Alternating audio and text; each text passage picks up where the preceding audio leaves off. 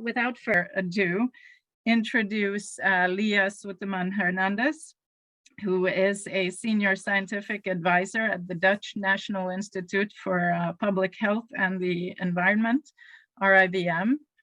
And she's also co-chair and lead expert of the OECD steering group on safe innovation approach, and actually one of the main developers of the concept. So with that, you're welcome to start, Leah. Thank you so much, Penny, and for the SweNanoSafe organizing committee for inviting me to give this presentation. So today I'm going to focus my presentation on introducing or a further introduction to the safe innovation approach towards an agile system to meet policy ambitions. And the general theme of my presentation will be get together, work together. This presentation was developed in collaboration with my colleague Adriana Sips and also Cornelia Norlander. So I've divided my presentation into 3 sections. In the first section, I'm going to talk to you about the ever-changing policy and societal landscape and how they relate into the European Research and Innovation Program. The second part of my presentation will be on the challenges of emerging technologies such as nanotechnology. And finally, I'm going to end with a section on how do we move towards an agile system to meet policy ambitions. So in this first section, I want to sort of remind everybody all the different changes in the policy and societal landscape. The first being the United Nations Sustainable Development Goals. And these have paved the way, particularly in Europe, for the development of the European Green Deal. And after the COVID, and we're facing COVID right now, is this concept of resilience and preparedness. And this has really shaped the research and innovation program, particularly Horizon Europe. And I'm going to touch upon this in the next couple of slides. But the different ambitions, particularly the Green Deal, have led to the development of many strategies and many transitions. Think about the recovery plan for Europe, circular economy, the chemical strategy for sustainability, the plastic strategy or the pharmaceutical strategy, but all of these require science and innovation. They need science and innovation to make these operationalized. And if we zoom in a little bit on the Horizon Europe program, you see that the missions are in support of the Green Deal goals and the recovery of COVID-19. But I want to put your attention to the different characteristics of this program.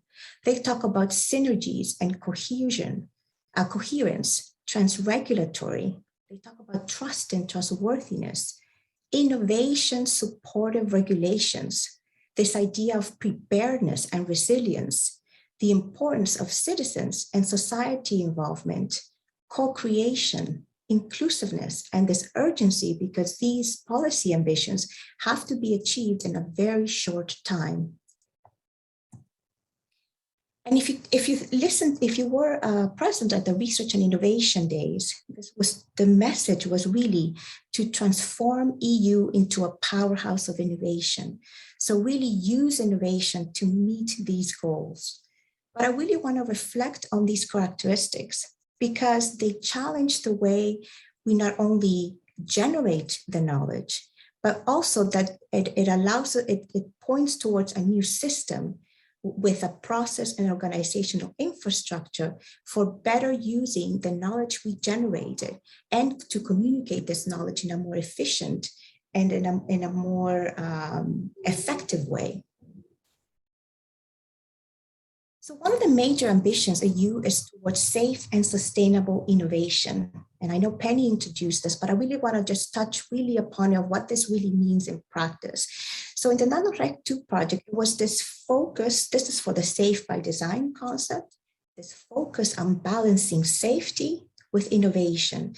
And that means that when you think about safety, you think about risk assessment, management processes, governance, soft regulations and regulations. And when you think about innovation, it's about functionality, material properties, and cost analysis. So it's this balance throughout the innovation process. But now, because we have safe and sustainable by design as a key policy ambition, we really have to also take into account sustainability information. For instance, raw material use, global warming potential, greenhouse gases, recyclability and reusability.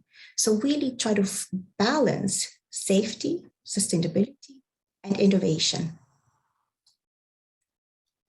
But if we think about having a common understanding so we can, in today's discussion, have an idea of how the Commission sees safe and sustainable by design, I want to walk you through the working description as it's described in the Chemical Strategy for Sustainability.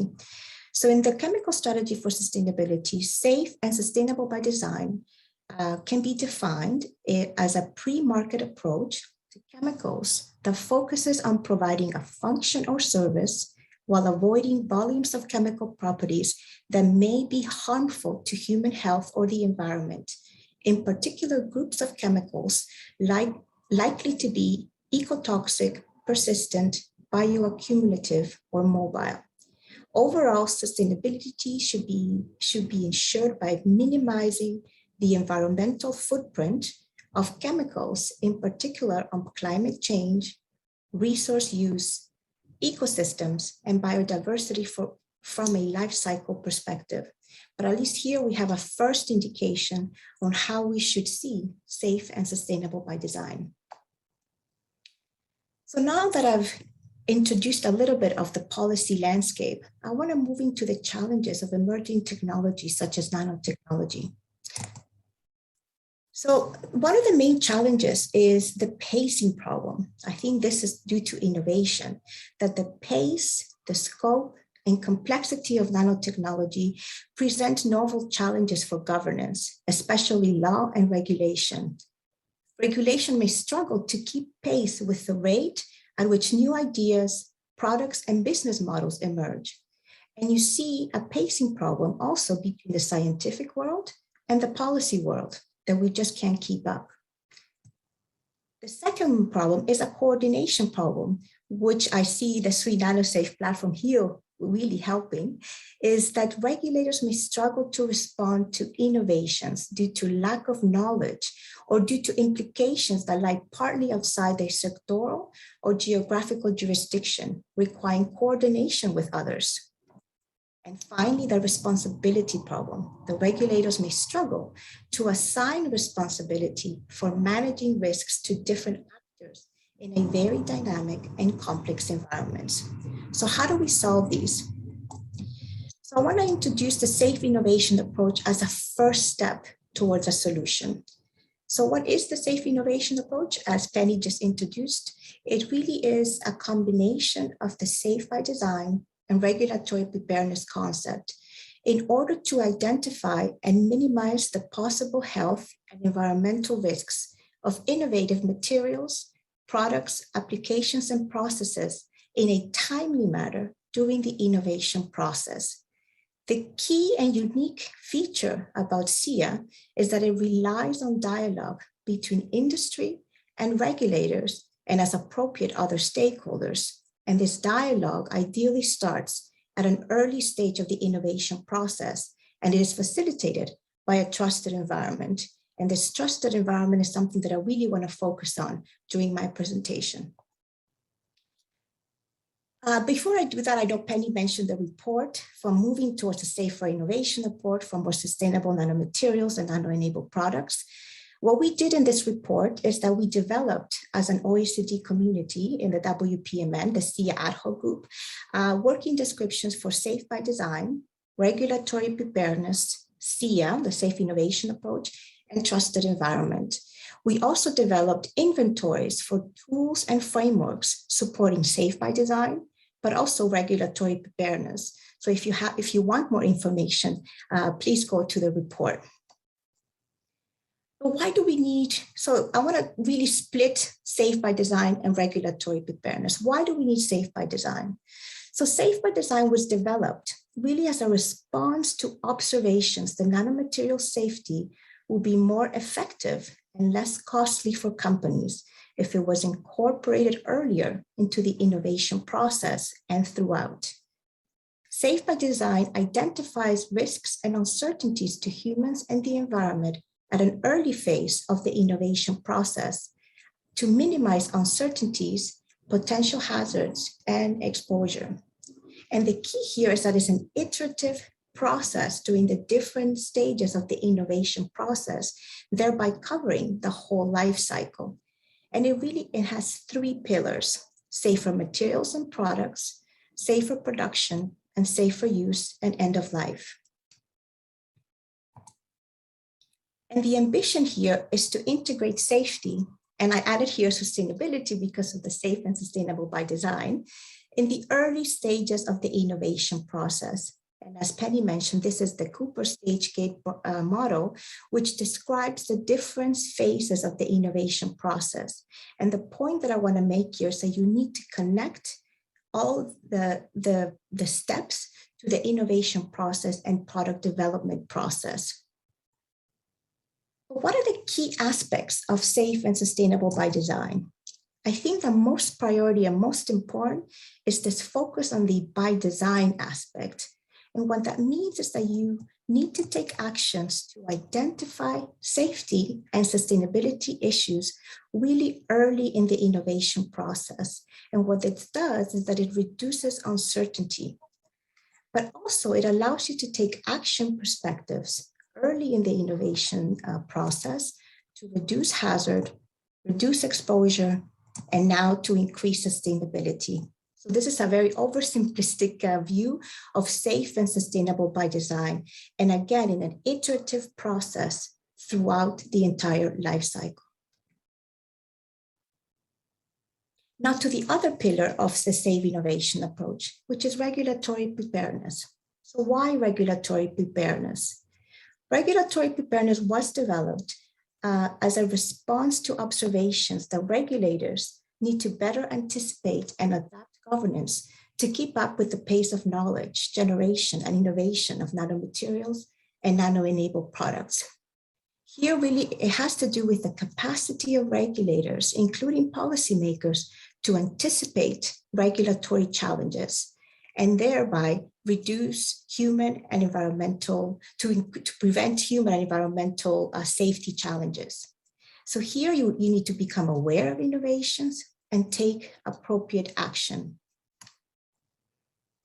During the NanoRec2 project, we, together with JRC, we had a regulatory preparedness workshop. And here we developed together as a community a framework for regulatory preparedness.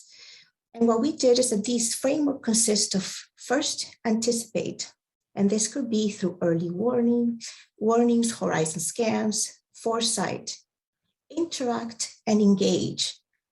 And this includes dialogue with stakeholders in a trusted environment, share knowledge, a platform for exchanging knowledge, facilitate and support. So tools and motivators for safe by design implementation by industry, and implement governance models incorporating safe by design and regulatory preparedness.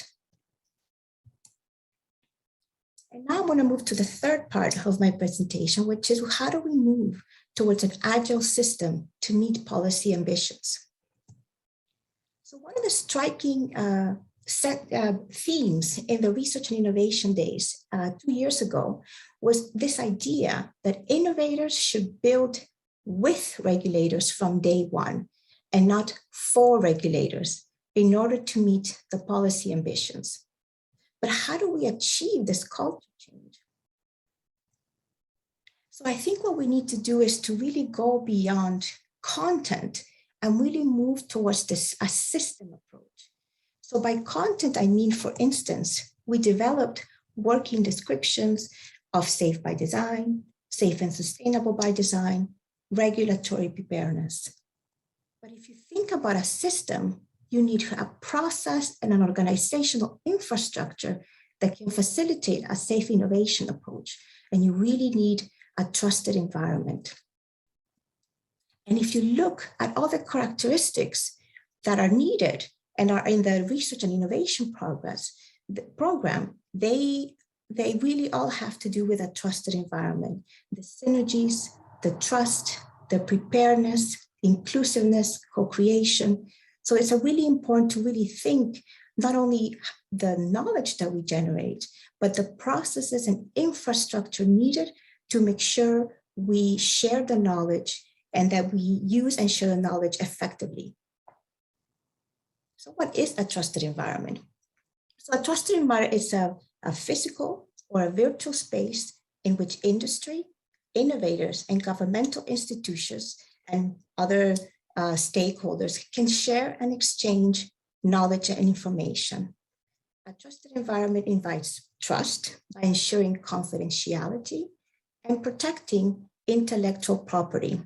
The information sharing is motivated by a mutual benefit and entails some prerequisites. You need technical conditions. So what kind of anonymity, logging of actions, what kind of processes you need for information sharing.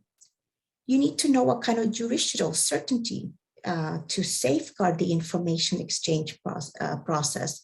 Think about non-disclosure agreements or regulations. And there needs to be a clarity and agreement about the rules of behavior on dealing with the obtained information. So a sort of code of conduct. So some examples of a trusted environment that are working in practice are, for instance, the European Medical Agency Innovation Task Force. This is a multidisciplinary group that includes scientific, regulatory, and legal competences. It was set up to ensure coordination across the agency and to provide a forum for early dialogue with applicants on innovative aspects of medicine development. But a working trusted environment is also in the Food Safety Authority of Ireland, and the US FDA uses this for their food and drugs. So it's really becoming a lot more popular. But another really important trusted environment is a regulatory sandbox. And recently, the Council of the European Union had reported some conclusions on regulatory sandboxes and experimentation clauses as tools for an innovation-friendly, future-proof, and resilient regulatory framework that masters disruptive challenges in the digital age. And these regulatory sandboxes, they are supported by a law that allows for flexibility for exchange of information. It stimulates adaptability and co-creation towards solutions. So this idea of learning together. It allows testing of innovative products and services for a limited time under supervision of a competent authority. And the advantage for regulators is that you keep pace with innovations and you learn about effects, whether for the environment, safety, or acceptance. But for industry, it allows innovators to innovate, to test products and services in the real life while meeting policy ambitions. But in addition to a platform or trusted environment, new competence they need to be explored. And this is work from TG Tech. Hilary Sutcliffe she does a lot of work on trust and trustworthiness in tech governance. And she has reported these 3 new competencies in the way to work on trusted environments. The first is that you need to listen. Listen to stakeholders, listen to citizens. That's the most important. Secondly, build trusted environments for a more collaborative governance. So build or generate and develop solutions together. And third, communicate in a trustworthiness way. So be transparent and communicate all the steps that are taken in the decision-making. And we think that this is really key if we want to meet the policy ambitions, because we're working towards a common goal together as a community. So the idea, I think, is that we want to create these ecosystems, and we want to do that in a life cycle thinking approach. So like again, we want innovators, material scientists, regulatory risk assessors, sustainability experts, policymakers, citizens get together, work together to transform EU into this powerhouse of innovation to meet policy ambitions, just like it was said in the Research and Innovation Day. So I think this idea of working together is really key, and use each other's perspective and expertise to find solutions. So how does this link to the measures in the SweNanoSafe report?